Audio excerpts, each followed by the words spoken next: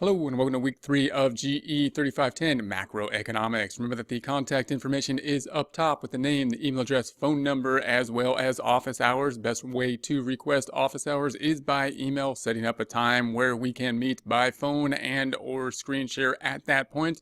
Screen share can be used in order for us to actually look at the problem, whether it be in Moodle Rooms or Connect or some other area, so that we can see what we are working on. Highly recommend using screen share here, as well with other students in terms of study groups if you have the opportunity to do so. Programs like Skype obviously has screen share capability where you can actually see the screen and work through problems. Scrolling down to the current week that we are in, we have the familiar layout. We've got the objectives, we've got the topics, we've got the lessons. We'll be covering chapter 3.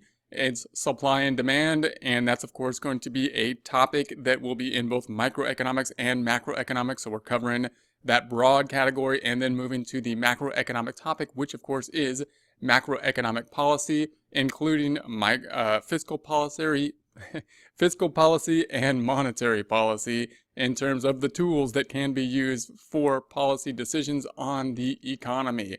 We then have our resources. You can watch these through clicking here. You can have the drop down up top and choose the other ones, other videos within this playlist. The 400 ones are going to be related to supply and demand in this case. If you X out of this, you'll then go to the next video. You're now at 10 of 14 in this case. You can also click this item, which will take you to 11 of 14 and so on. If you wanted to go to the YouTube page directly, you can click the name there. That will take you directly to the YouTube page. If you're in some other area and you're on a phone or a tablet, something other than a computer, and you can't get into the portal or Moodle Rooms as easily on something else, you could go directly to the YouTube page, which may be more compatible with other devices, and find the playlist there. And of course, the playlist is on the right-hand side. In this case, the list of videos related to the MI400 series are going to be related to supply and demand. In terms of the audio lectures, we got monetary policy, fiscal policy, and inflation discussions in terms of macroeconomic policies and the tools that could be used by the government. These are going to be audio lectures, so you could watch them or listen to them, I should say, by clicking here. Idea of the audio lectures will be that you can listen to them while doing something else, such as chores or a commute or something like that. Remember again that you could get these audio lectures up in your phone by, if you have an iPhone, you can go to the iTunes here and you go to the podcast. You'd have to search around for it a bit within the podcast by numbers. Probably the easiest way to do it. Here's the fiscal policy and whatnot. So you could get it on the phone and set it up for a commute if you had a driving commute, if you planned ahead for that. If you have some other type of phone or tablet, I believe the app or the application of Stitcher can be used for a similar way. You can download Stitcher to the other phone and use that in a similar way. Scrolling back down to week 3, we also have everything's going to be due from the discussion forums on downward. Remember that the discussion forums are worth 21% of the grade. That's a huge piece of the grade. You want that to be bringing the grade up, not pulling the grade down. Make sure to pick up that 21% of the grade. We've had really interesting discussions so far. I've very much enjoyed them, so keep on posting to those discussions. I think this week's topic is a really interesting topic as well. So it should be a lot of material to post there. Just make sure to get the 4 posts in there. In order to get full credit on a post, you need to add new content that is relevant to the subject in order to get to full credit. You could get to full credit with a minimum of 4 posts. I recommend more than that, just in case we have some posts that aren't up to par, meaning they're not good enough really to get us full credit. That just means we can't get there in 4 posts. We would need more than that if we have less than great posts.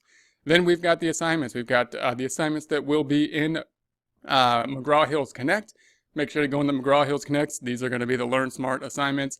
And then we have the homework. And then, of course, we have the midterm, which will be in Connect as well. It is the midterm. It can't generally be made up. Therefore, make sure to take the midterm. Don't miss the midterm. Don't get a 0 on the midterm. Can't make it up unless there's an unusual circumstance, and we take that on a case-by-case basis. Therefore, if you run into a time constraint, make sure to take the midterm. It's going to be multiple choice, and then if you have to do some of the other work for late work, you could lose points on that, but we generally have more leeway for late work with the assignments and the homework than for quizzes, and in this case, the midterm. Going to scroll back up, going to go to the gradebook left-hand side. Remember that grades are going to be, everything is due on Sunday, and then I have until apparently Wednesday to pick up the grades. I'm going to try to get everything fully graded by the close of the week. The week closes on Sunday. I'm going to try to get in there by Tuesday at noon. Therefore, Tuesday at noon, you really want to go in here and check your grade book and make sure that it is up to date. For example, week 2, the discussion, the dash should change to 100% because everybody's shooting for 100% on the discussion forums. The assignments, the quizzes, the homework, same thing. The week 2 should then change to whatever has been received on those assignments. If, for example, the week 2 dash changes from a dash to a 0, that would be an indication that it had not been done. If you see something that had not been done that changes to a 0, you want to consider whether or not you can pick up the late work for that. If you did that, then, for example, in week 3, if that was a 0 and you picked it up in week 3, it would then be graded at least by the following week. The week closes on Sunday. It would be graded by the following Tuesday after the close of the week. What that means is that everything that is done in week 3, whether it be week 3 work or late work that was completed in week 3, it will be graded. If it's not graded beforehand, it will be graded by Tuesday following the close of the week on Sunday. That's going to be it for week 3, so have a great week 3.